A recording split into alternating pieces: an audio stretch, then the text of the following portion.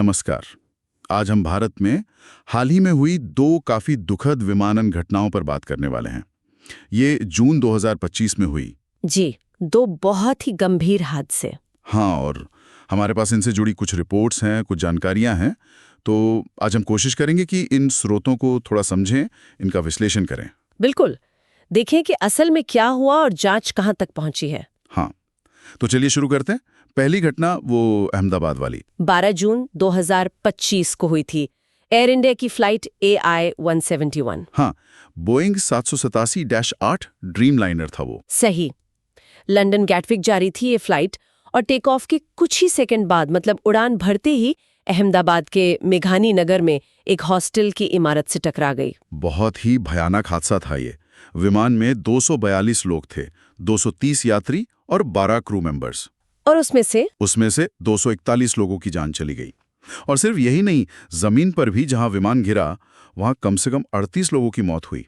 तो कुल मिलाकर देखें तो 279 से ज्यादा मौत हैं। बाप रे, 279 बहुत बड़ा आंकड़ा है ये। बिल्कुल। और एक और चिंता की बात इसमें ये है कि ये दुनिया भर में बोइंग 787 विमान का पहला घातक हादसा है। पहला, ये 787 ड्रीम लाइनर तो काफी आधुनिक विमान माना जाता है ना? जी हाँ, बिल्कुल। इसीलिए ये बहुत और भी चौंकाने वाली है।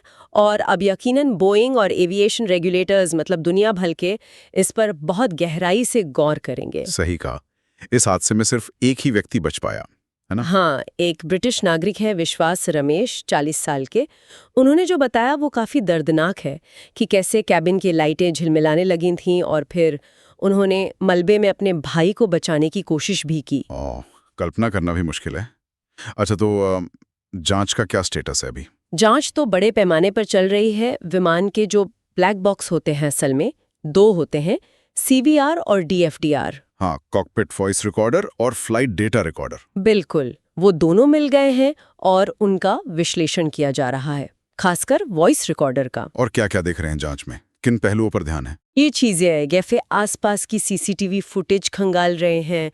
फिर ग्राउंड हैंडलिंग कैसे हुई थी, मतलब विमान की उड़ान भरने से पहले जमीन पर जो भी प्रक्रियाएं होती हैं, फ्यूल भरना, सामान लोड करना वगैरह, इसमें क्या कहते हैं, संभावित तोड़फोड़ के एंगल को भी रूल आउट नहीं किया गया है अभी। अच्छा, तोड़फोड़ का एंगल भी है। हाँ, मतलब जांच में हर पहलू को देखा जाता है।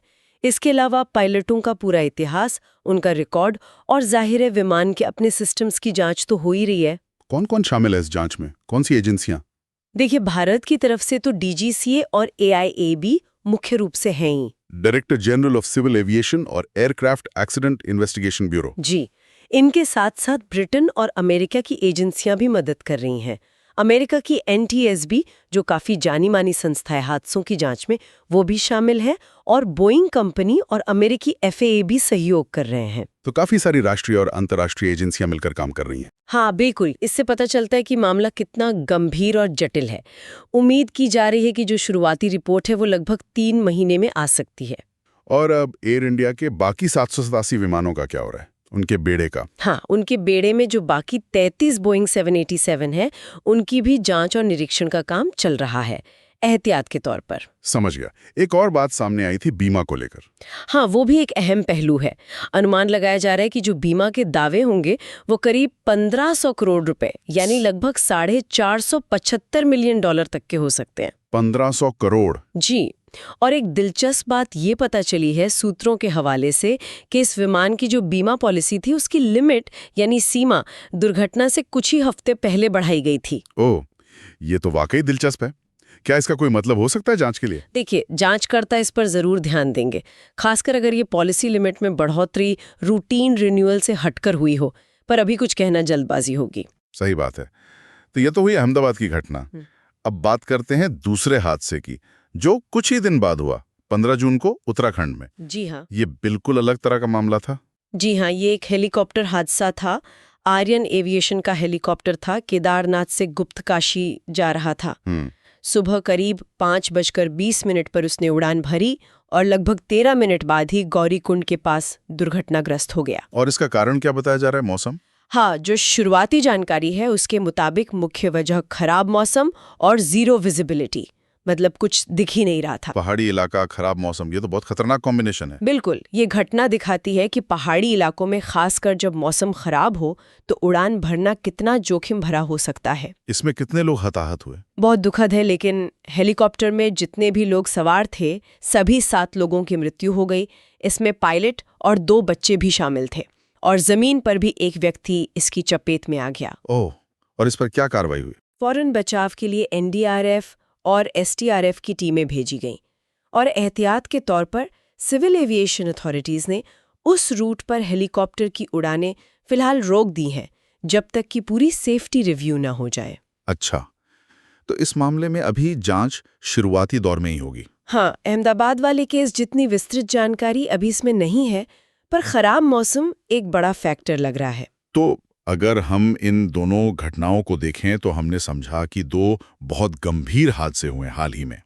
एक अहमदाबाद में एयर इंडिया AI-171 का और दूसरा उत्तराखंड में ये हेलीकॉप्टर क्रैश। दोनों में जांच चल रही है।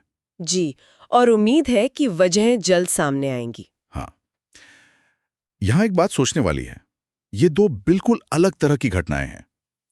एक इतनी बड़ी अंतर्राष्ट्रीय उड़ान और दूसरी एक पहाड़ी इलाके की छोटी स्थानीय उड़ान, और ये दोनों इतने कम समय के अंदर हुई। सही कहा। तो क्या ये हमें इस बात पर सोचने को मजबूर नहीं करता कि भारत में जो इतने विविध प्रकार के एविएशन ऑपरेशंस होते हैं, उनके सुरक्षा प्रोटोकॉल और रिस्क असेसमेंट को लेकर कुछ व्यापक सवाल उठते हैं? मतलब अलग-अलग तरह की उड़ानों के लिए क्या हमारे सुरक्षा मानक और जोखिम का आकलन पर्याप्त है? ये एक बड़ा सवाल है जिस पर शायद और गहराई से विचार करने की जरूरत है।